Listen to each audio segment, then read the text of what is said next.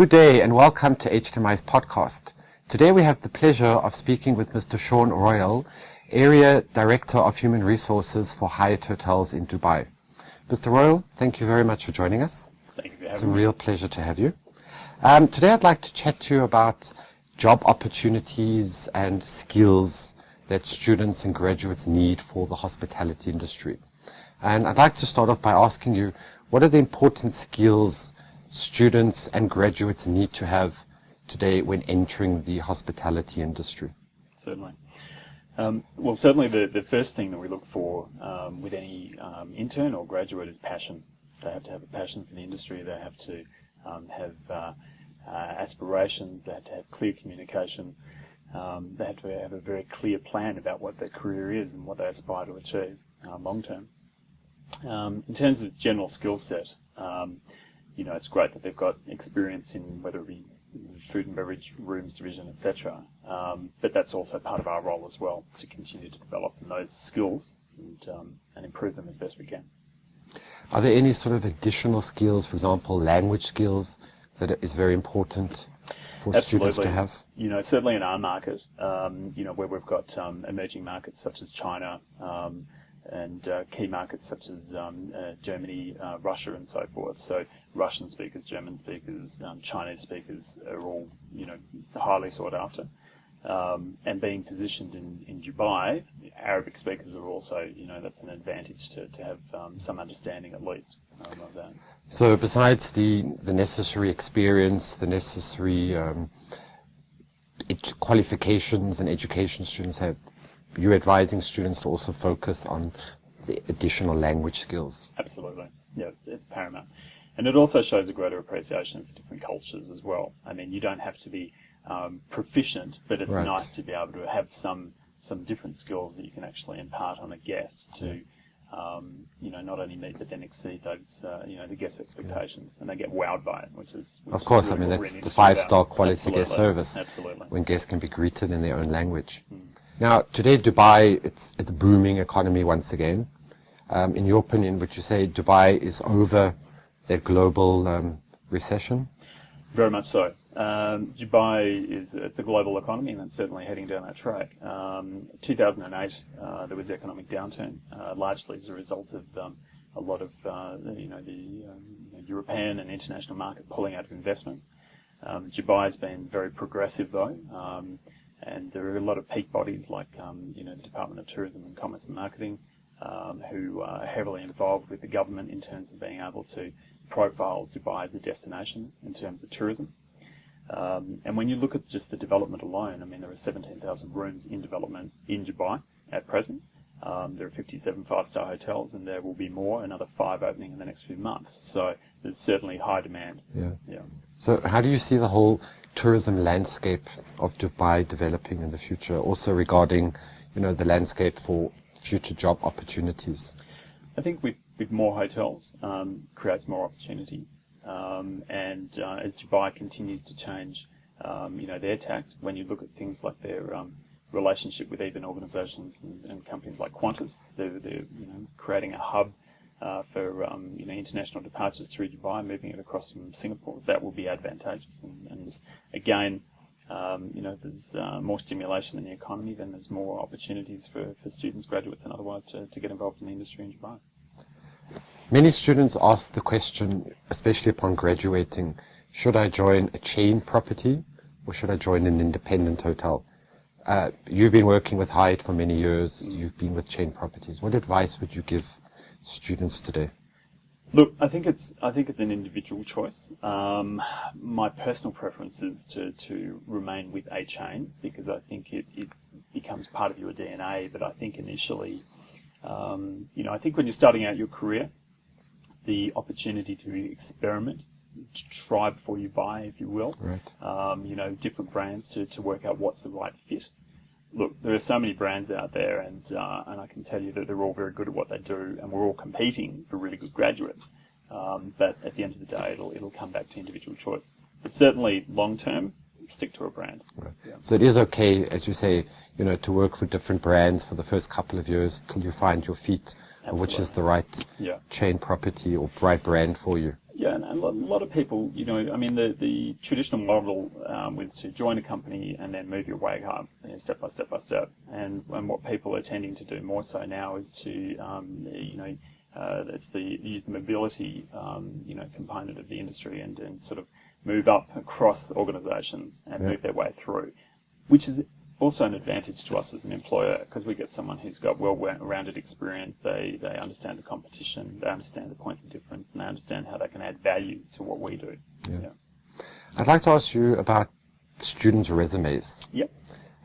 What advice would you give students on resumes, and what sort of information today would you look for on that resume? Look, I'm really big on the fact that students need to represent themselves as a brand. And in so doing, they need to work about how they actually project that brand to potential employer. The best way to do that, or the first initial point of contact, is always the CV. So the CV should really look clean. It should be clean cut. It should be well stylized. It shouldn't be overly complicated. It should be stick to the points, chronological order, attention to detail in terms of spelling or positions held or dates. All of these things are really, really important.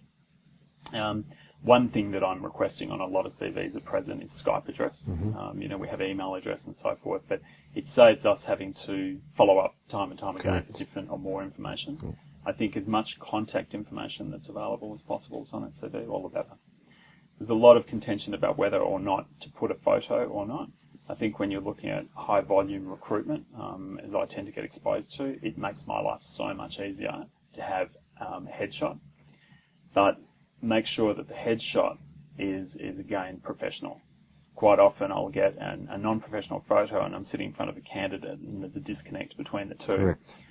So it's really good if the candidate presents exactly the way in which they're photographed. I mean, that's a big tick. And how they would actually go for a job interview. Absolutely. And it's little things. It might be, and I haven't checked my tie, but it might be the fact that the tie's done it properly, that it's straight. Again, it's about projecting that brand. How do they want to be perceived? Professional or not professional? It's really in their hands from day one. Regarding experience, some recruiters and HR people, they want mainly, the date, the name of the hotel where you worked, and what your position was. Others want a little bit of detail about the sort of duties, responsibilities. Yeah. What do you look for on that resume? Personally, I look for achievements. If you tell me you're a food and beverage waiter, I know what your job is. If you tell me that you're a GSO, I know what your job is. I want to know what you achieved, what you learned, how you made a difference, what's unique about you versus the next person that sits in that chair in front of me. So that's really, really important. Yeah. What about references? References are good. I think that I'm yet to see someone put forward a reference or referee that says anything negative. They're a good way of being able to validate information, but that's not what we make our decision on.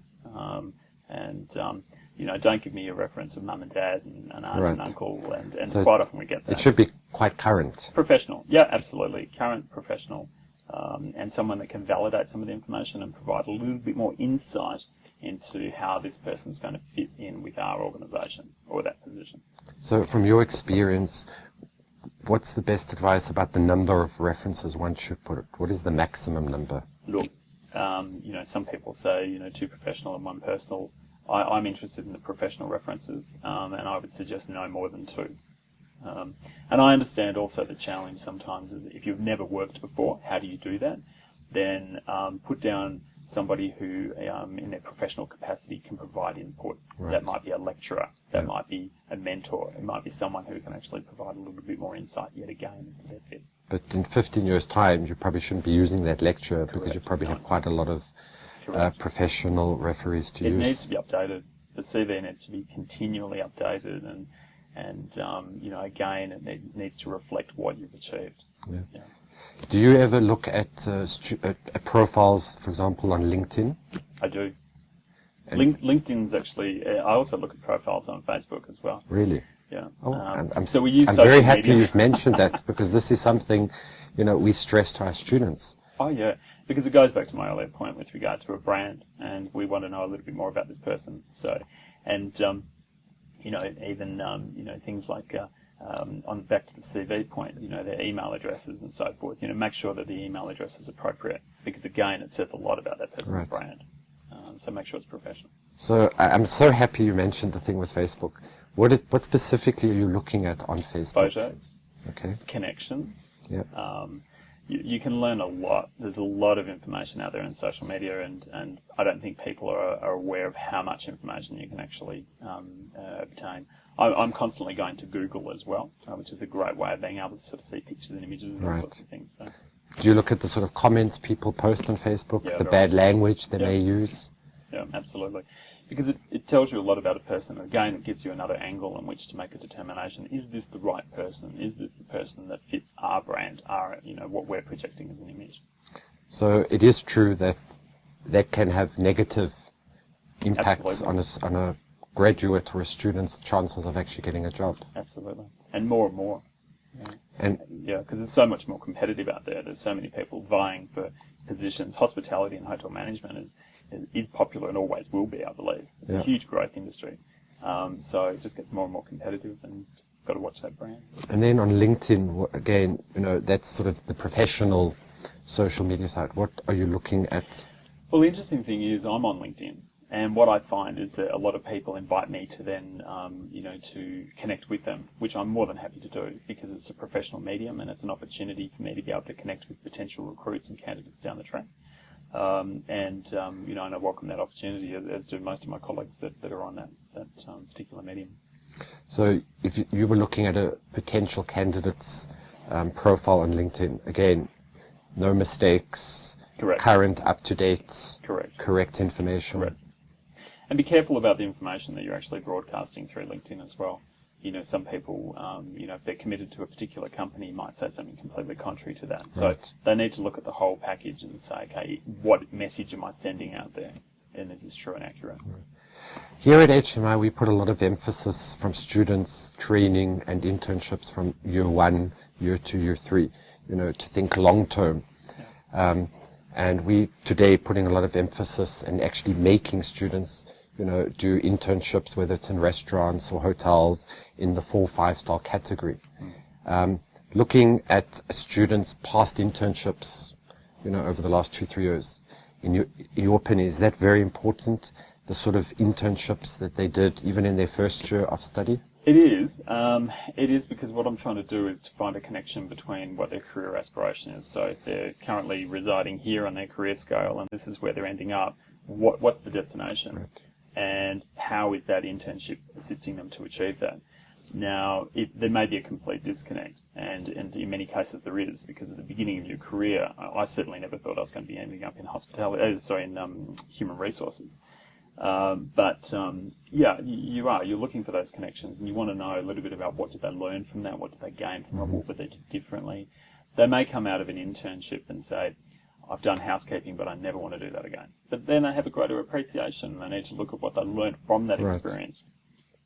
We've all done the hard yards. We've made beds, cleaned toilets, washed floors. Correct. We've done that. That's part of learning. Yeah. And that's important to have the basic skills, Absolutely. especially, when you want to go to the top. Correct. Absolutely. Any advice you would like to give students when preparing for job interviews?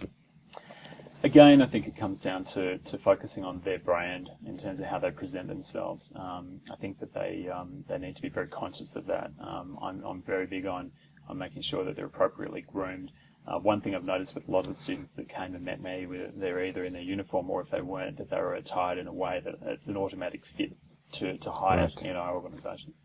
So I think it's about projecting an image and a brand that you can get over the whole grooming side, Yeah. and you can get right into what they're there for, and how you can assist them develop and grow. Great.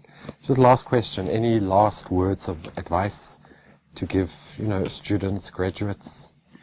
I think the thing is, at the end of the day, persist, stay true to what it is that they aspire for. It will happen.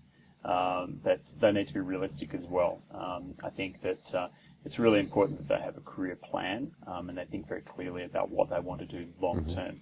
That career plan may change, but what is it that they will aspire for now? And don't be afraid to turn around and say, I want to be a general manager, I want to be a CEO, or whatever the case may be. Just go for it. Absolutely throw themselves right into it. yeah, there's a lot of opportunity. It's a great industry to be a part of. Great. It's been a real pleasure chatting with you. Thank you. And for listening to a lot of those insights and sharing that with our students. Thank you very much Welcome. for your time. Thank you. Appreciate that. Thank you.